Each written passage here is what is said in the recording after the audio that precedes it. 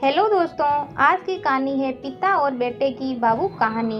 एक बेटा अपने पिता के बहुत सारे कपड़े और कुछ जरूरी सामान बैग में भरकर उन्हें एक अनाथ आश्रम में छोड़ने जाता है।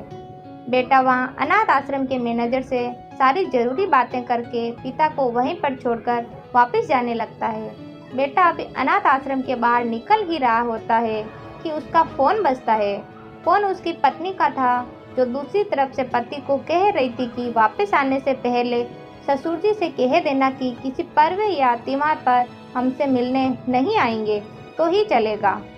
आप वहीं पर खुशी से रहिए और हमें भी यहाँ सुख से जीने दीजिए। फोन रखकर बेटा अपनी पत्नी के कहे अनुसार पिता को कहने हेतु वापस अनाथ आश्रम में जाता है। तभी बेटे की नज़र अपने बूढ़े पिता पर पड़ती है, जो अनाथ आश्रम के मैनेजर से हंस हंस कर बातें कर रहे थे और काफ़ी खुश भी लग रहे थे। ये देखकर बेटा सोच में पड़ जाता है कि उसके पिता अनाथ आश्रम के मैनेजर को कैसे जानते हैं। थोड़ी देर इंतजार करने के बाद जब उसका पिता मैनेजर से दूर जाता है, तब बेटा मैनेजर के पास पहुंच जाता है और उससे पूछता है कि आप मेरे पिताजी को कैसे और कब से जानते हैं।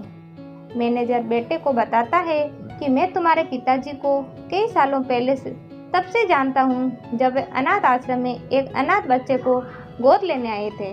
दोस्तों, अब तो आप ही समझ गए होंगे कि सच में अनाथ कौन था।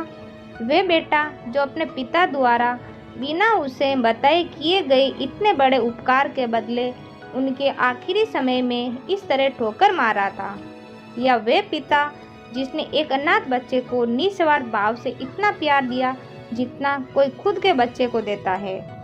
दोस्तों, अपने माता पिता की हमेशा कदर करना सीखो, क्योंकि आप नहीं जानते होंगे कि उन्होंने आपसे क्या क्या छुपा रखा है, कितने बलिदान और त्याग उन्होंने आपके लिए किए हैं, शायद आप जानते भी नहीं होंगे। दोस्तों, ये बूढ़े पिता की कहानी कैसी लगी कमेंट बॉक्स में लिखकर ज़रूर बताएं।